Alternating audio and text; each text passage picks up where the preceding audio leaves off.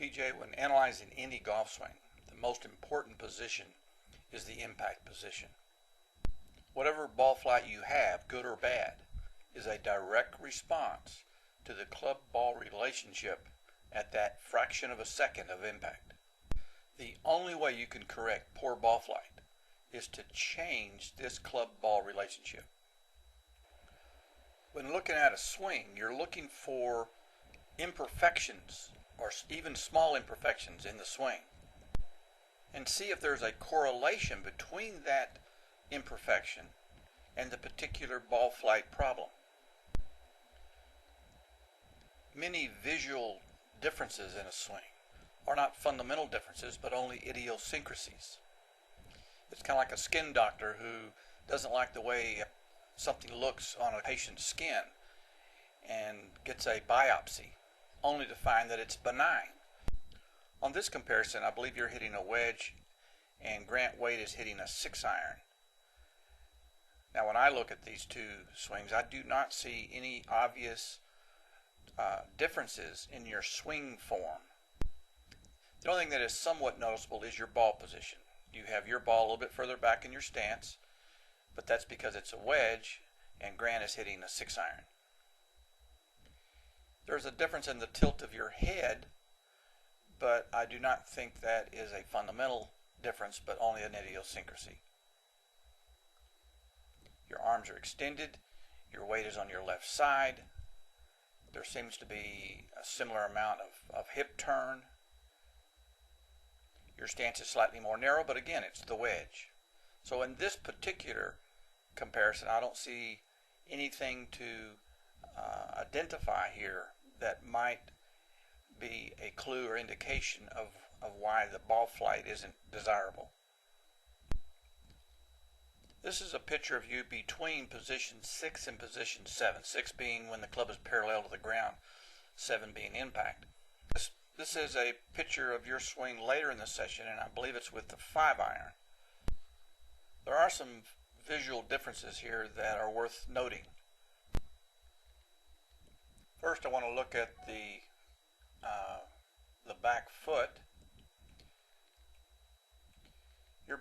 Your back foot has kind of a lift and pivot look, where Grant has more of a lateral banking look to it.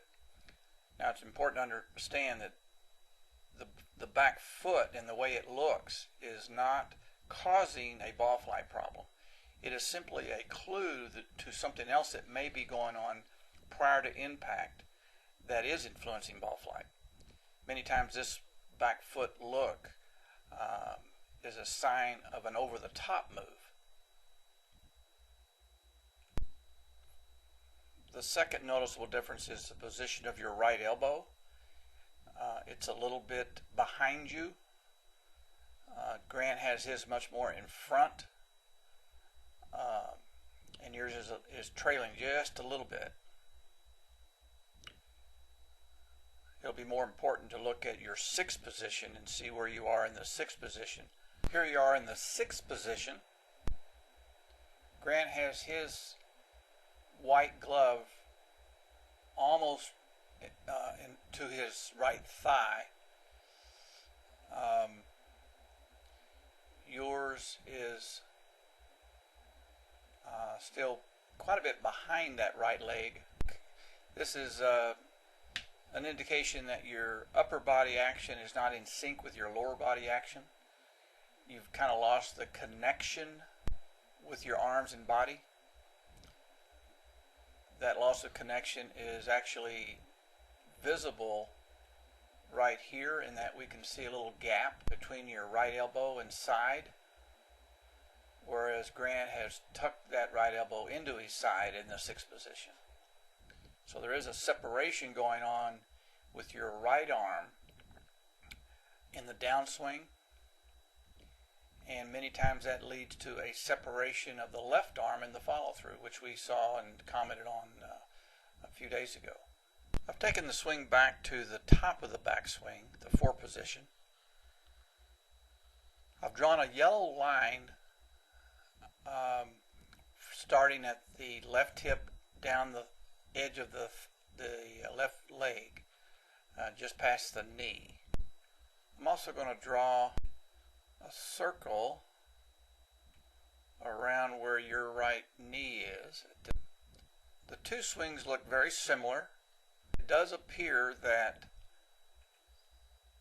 Grant's hips have turned slightly more and his right hip is slightly higher than your right hip is in relationship to his left hip. I'm now going to take the swing down to the 5 position, which would be the first movement in the downswing. Now we are in the 5 position when the left arm is parallel to the ground, and we can see in both of you that you have moved your left side past that yellow line. That's where I kept the yellow line there showing where it was in the 4 position. So you both are driving and falling towards the target. That's good. It does appear that you have turned your right leg and right hip and started rotating it towards impact a little quicker than Grant has. In the downswing, you're going to be doing 2 things.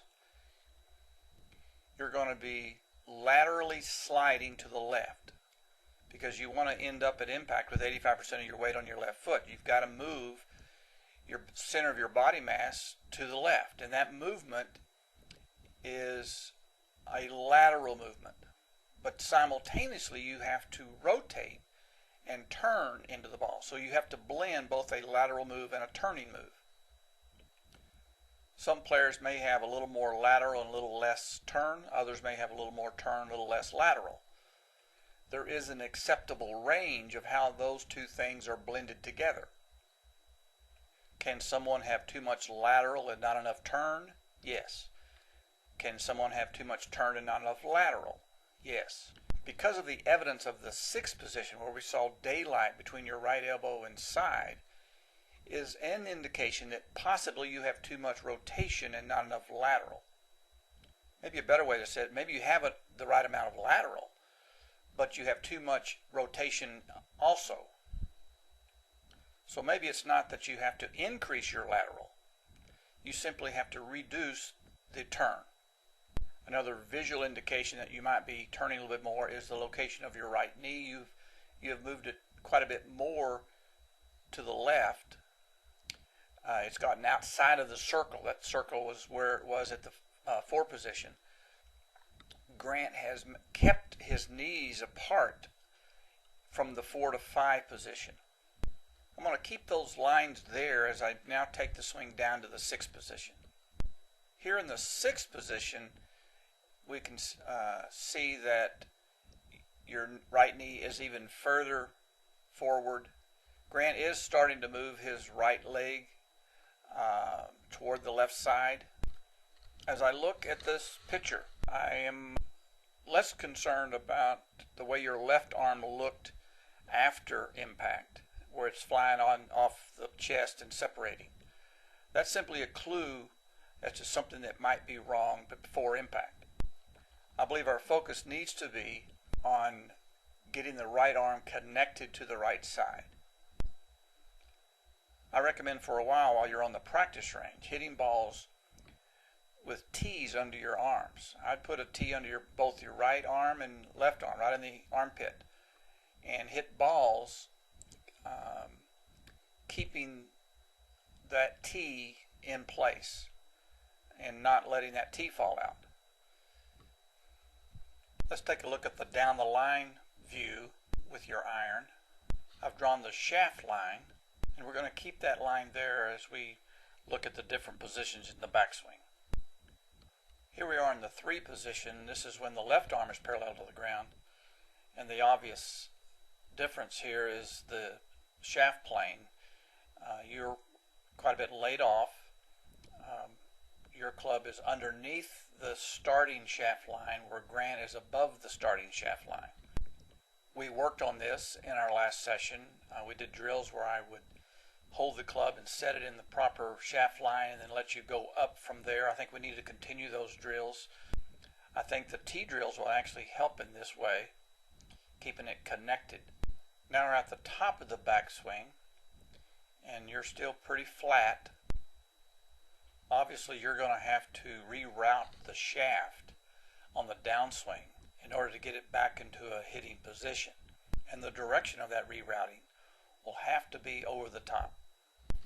I've drawn a circle around where your hands are and also where the club head is. I'm now going to take us down to the 5 position on the downswing. Here we are in the 5 position, and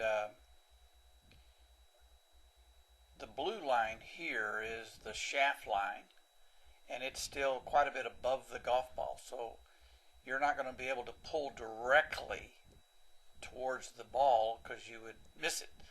So as you continue down, you're going to have to continue pulling more inside, which all of those are characteristics of an outside-in type of swing. Grant's blue line is almost on the ball, so he's going to be able to continue pulling straight to the golf ball. He doesn't have to reroute the shaft as part of that downswing move. He's basically on plane all the way through the downswing. You start off plane, and everything you're doing with your hands is trying to get the shaft back on plane. But the method of getting it back on plane is going to require you to manipulate the shaft in an outside-in direction. Now you can have that type of action in your hands and wrist, and you can have a little bit of an over-the-top outside-in movement and still end up with a pathway that's to the right of the face, and you could still hit a draw. But it would be very difficult to be consistent with that draw. And many times it might be more of a pull draw or a straight draw and not a push draw. And then of course many times it'll be a weak cut. It's also noticeable in this 5 position that you have a little bit more hip rotation back to the ball than Grant does. You can see that his right knee is still visible behind the left knee, which indicates that his move to the left is a little bit more slide. Now he has turned his right hip. It's not, his right pocket is not in the same position as it was at the top of the backswing. It has started to turn, but yours has turned quite a bit more. Here we are at impact. Y'all are in similar positions. Your back foot is certainly off the ground a lot more, and your left leg isn't quite extending as much as Grant is. So I think that you've turned your hips a little bit more. I think one of the things that we need to work on is the pushing of that belt buckle forward more. It's not so much that you have to try to think about turning less. It's always difficult to try to have a swing thought as a non-thought. We don't want to be swinging and say, I need to not do something. It's much more important to have a do thought instead of a don't thought. So we need to start working on pushing that belt buckle forward and let the natural turn occur. Don't try to make the turn occur. It's going to occur. You're going to have hip turn into the ball, but we want to make sure that we have this extension on the left, that left leg extend a little bit and be in the process of extending, and having that arch a little bit more. Now let's recap the things we covered in this report. There are a couple of observations. One is your right arm on the downswing gets disconnected. We saw that gap of daylight between your right elbow and side in that 6th position. Now you keep your right arm connected in your backswing and at the top of the swing, but it separates in the downswing. So I recommend doing those T drills where you're hitting balls, keeping that connection, keeping that tricep close to your side there. I would also do those 3-4 drills where you start the club in the 3 position in the backswing. Or it could even be a 2-4 drill where you take the club back where the club is parallel to the ground and then just take it right up to the 4 position, but you're focusing on the feeling of that direction line being more up and not flat. And then the third sensation I want you to work on is the feeling that when you get to the top of the backswing, and also make sure you feel like you've extended, you've pushed the belt buckle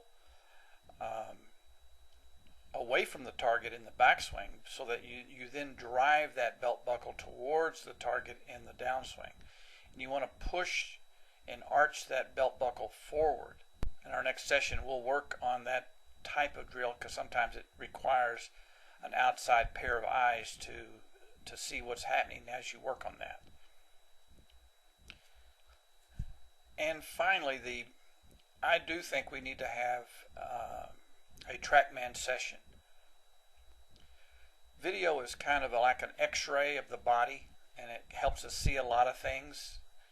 But sometimes problems are deeper than what can be seen with the video x-ray. We need an MRI. We need some real data of what's occurring in that fraction of a second of impact. I really need to know a data profile on the club face ball relationship. I need to know exact numbers of your attack angle. I need to know exact numbers of your pathway. I need to know exact numbers of your face angle. That will give us the clearest picture of what is really causing ball flight. So I do believe that our next session ought to be at Radar Golf. And I can schedule that almost by appointment in a time that would fit your schedule. But I really need to, that's the missing piece right now for the diagnosis, is I really need to know what is I need to crunch the numbers. I need those numbers. The only reason we're making these form changes is to change the club's position at the ball, and I need to know what that is.